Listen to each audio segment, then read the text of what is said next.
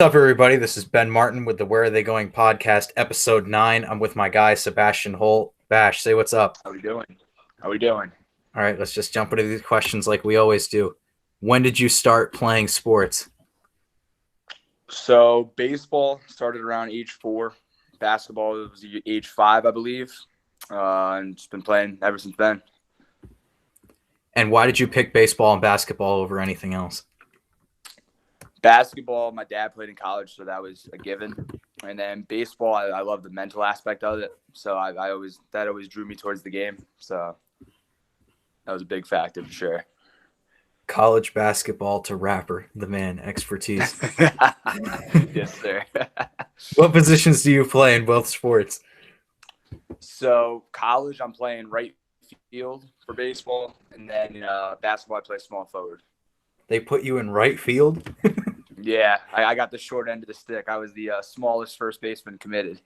I have never seen you play right field a day in my life. It's going to be a new experience for sure. What are the pros and cons for said positions? I would say for right field, it's just learning to judge the ball off the bat. That's the hardest part, is reading if it's going to be back, it's going to be in, it's going to be left, right, the wind, where it's going to blow. As far as basketball, I mean, there's no real cons to playing small forward in basketball. I guess I don't get to bring the ball up as much as I'd like, but, it's fun. It's fun playing small forward. And what's your favorite position to play in both sports? Because I know you're all over the place in baseball, at least. Baseball, my favorite position. I love pitching. I love being in control of the game. I love being the guy. I had the ball in my hands every single play. I dictate the game. I dictate the pace of the game. So I love that. Basketball, like I said, I love playing point guard. I love when I get to start the offense, run the plays. I love bringing it up when Nielsen gives me the chance every now and then. What do you do besides sports? I love reading. I love writing. I used to play the saxophone a little bit, big on video games, all kinds of stuff. I love going hiking, all kinds of stuff. Now, I did not expect you to say reading. Yeah, big reader. And how do those other interests help you in sports? Well, like I said, baseball is a huge mental game, so reading and writing, keeping the mind sharp, constantly keeping it going, that always will help in baseball.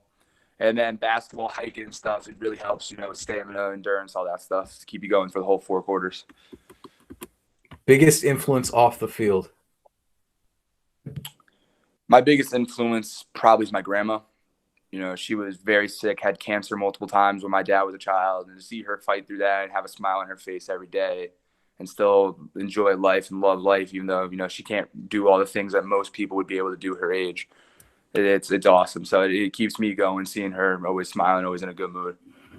I feel that went through a similar experience this summer.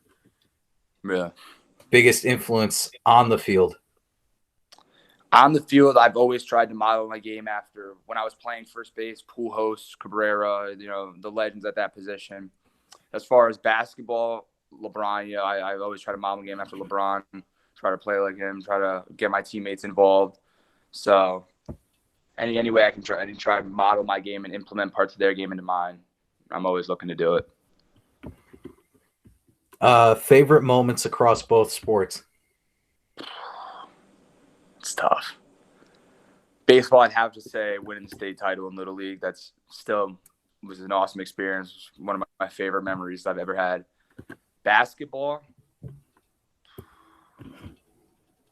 winning the New England championship in elementary school was a pretty cool experience.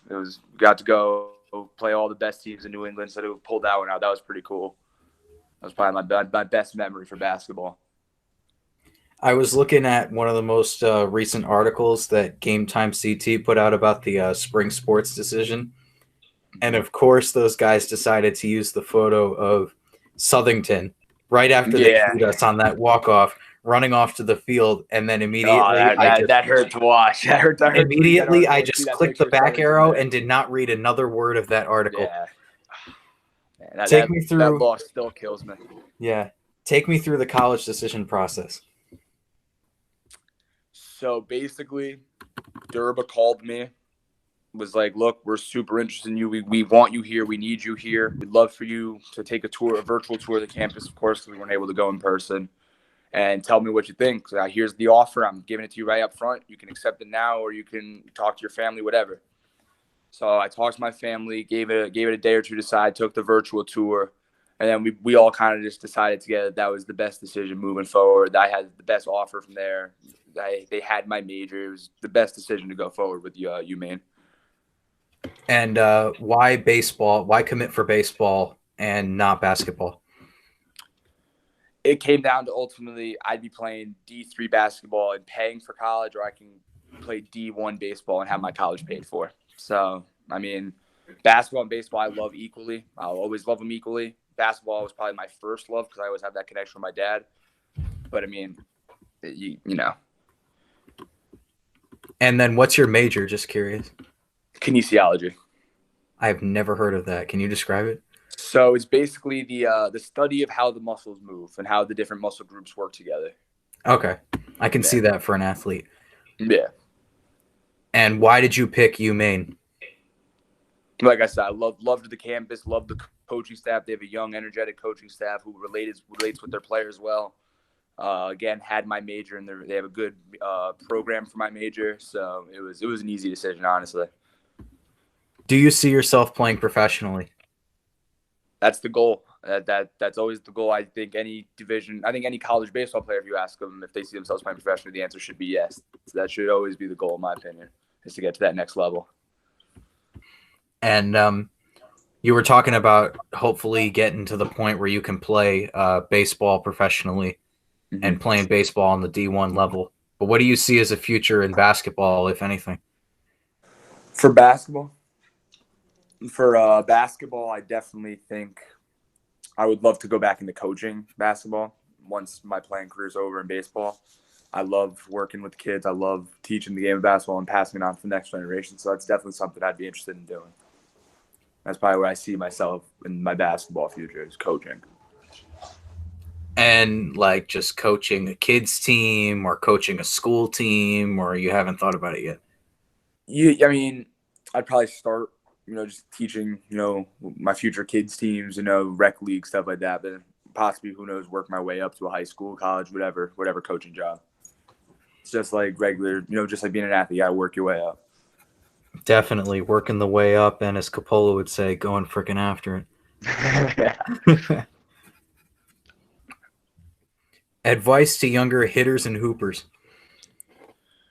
To younger hitters, I would just say don't get discouraged. I was always very hard on myself after playing a bad game or a bad tournament. I'd be, oh, these colleges aren't going to be interested in me. They're going to see that I went 1 for 8 this tournament. Oh, no, it's not that serious. They know how good you are. They know if you can hit, you can hit. If you can pitch, you can pitch. It does, like, one bad tournament or one bad game isn't going to affect that.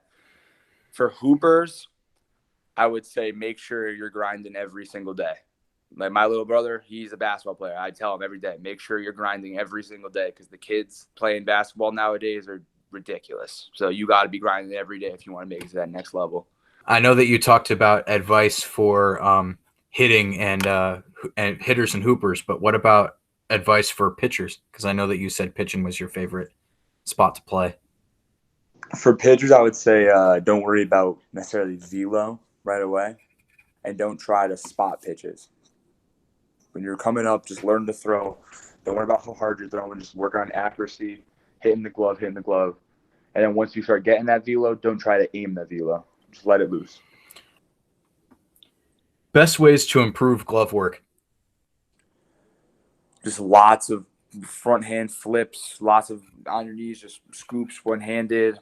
It's just a lot of reps, really. You just have to get reps in. That's the best way to improve your glove work. Just over ground balls over and over and over, fly balls over and over and over. It's the only way to really get better.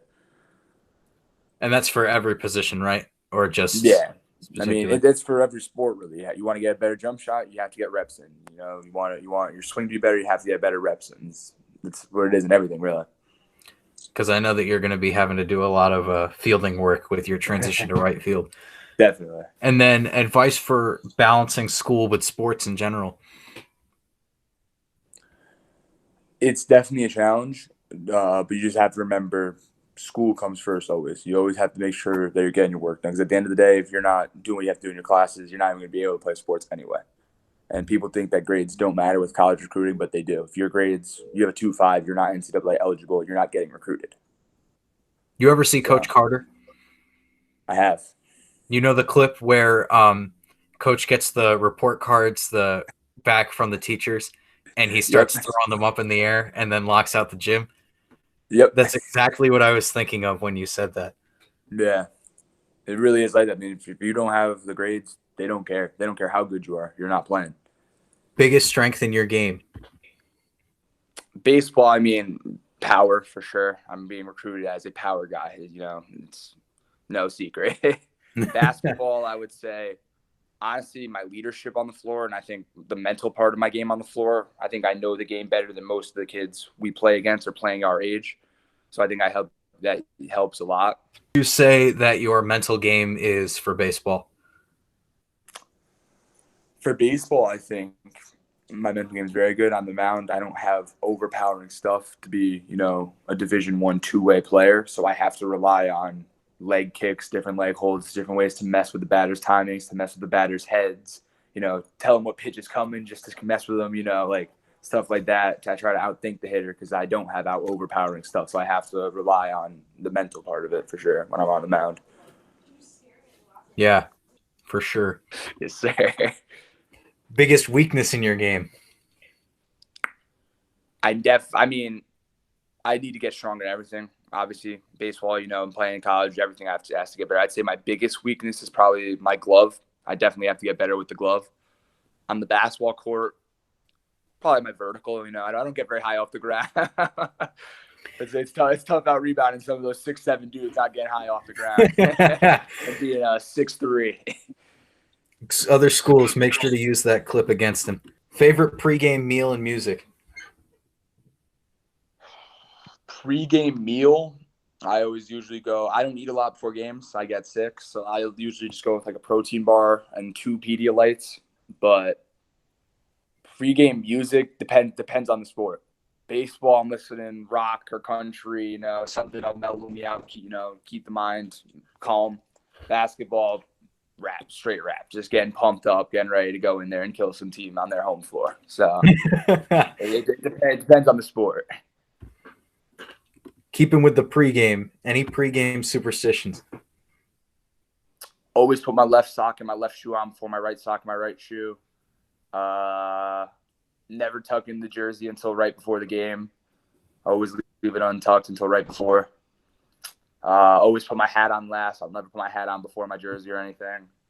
I have a set routine on how I get dressed before every game. And that's the same for basketball too? Yep, same thing for basketball. Same thing, just minus the hat. Minus the hat, exactly. Favorite MLB and NBA team? Favorite MLB team is the Yankees. NBA is the Knicks. Come on now. It's Mets Nation. Come on, Bash. You know it. You guys are gonna be tough this year. It's gonna be a good Subway Series. We're taking the World Series. What nicknames did you have, and where do they come from? Bash. It's always been Bash. That's from the day I was born. My dad's been calling me Bash, and it just always kind of stuck. So that's always been Bash.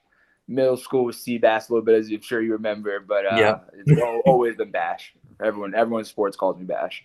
All right, so that's everything that I had, except for this one that I ask at the end of every single episode.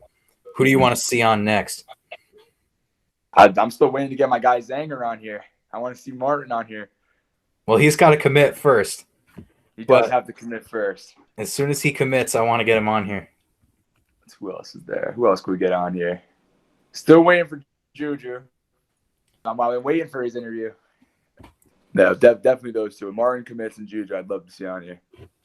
All right. Well, this has been episode 9 with Sebastian Holt. Come back next week, and we'll have Emma Torello on here to talk about softball. It was a blast.